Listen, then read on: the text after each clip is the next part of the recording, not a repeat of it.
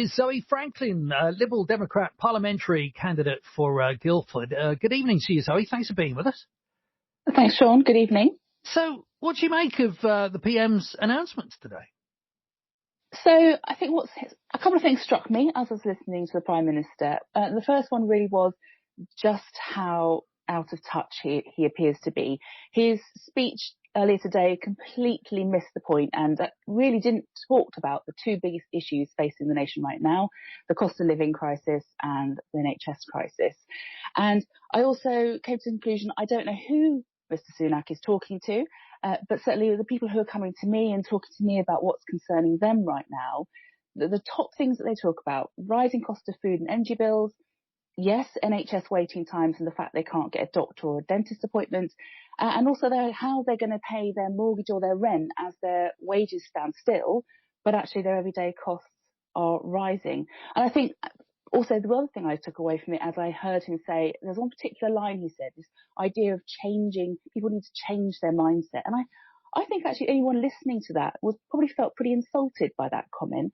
You know, actually, we don't need to change our mindset. This is a set of problems brought on by the Conservative government, years of their failure.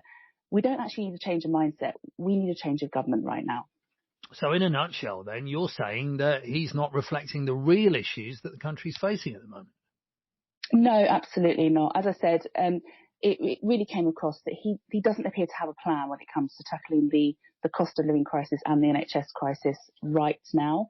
So certainly when we look at the NHS, the Conservatives are who got us into this mess.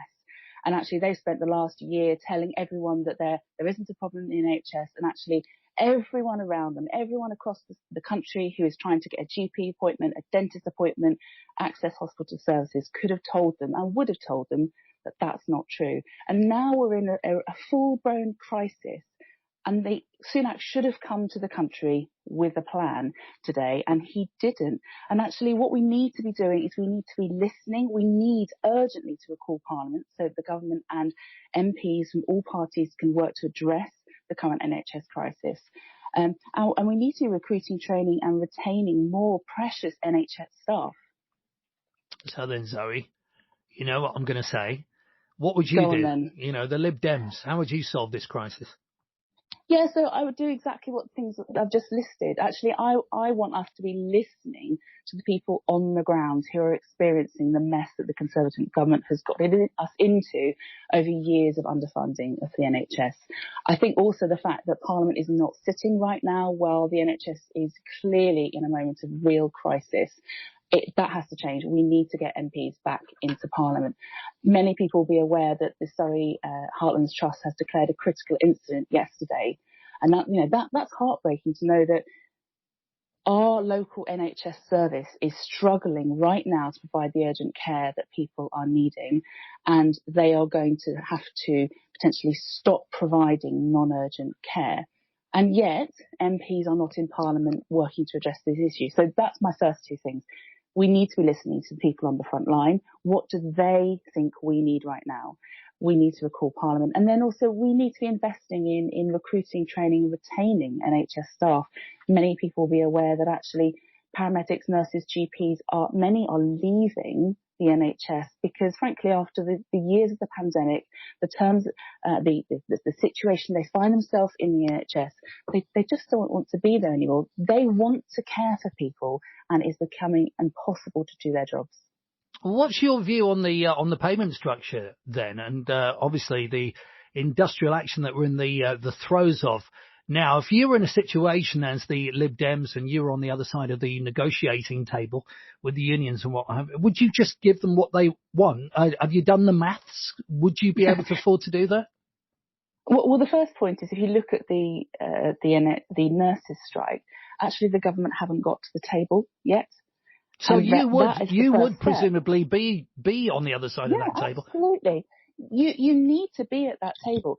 NHS staff, I've got a number of friends who work in the NHS as nurses in other roles. They are the most caring, compassionate people I know, and they are absolutely reflective of NHS staff as a whole. For them to even consider taking industrial action, tells you everything that you need to know about the fact there is a crisis in the NHS. And so we do need to get to the table, to sit with them, to talk with them about the problems they're facing in the NHS, the problems they're facing in terms of their wages, the fact that their terms and conditions. There needs to be a conversation. You can't resolve a situation like this without getting at a table with people and talking it through. And the government needs to do that. And we would absolutely be talking to nurses. Do you feel the same way about the rail workers? I do. I have and the to transport say, industry as a whole? I find it deeply frustrating that the government will not get to the table and have a conversation. You can't resolve these kinds of situations without having a conversation.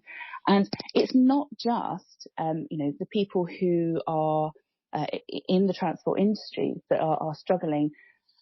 Many are to do with frozen pay, but also now the general public and businesses are also now suffering because of the train strikes. And the only way you're going to resolve that is by getting to the table with the unions and having a conversation. That's the crucial thing.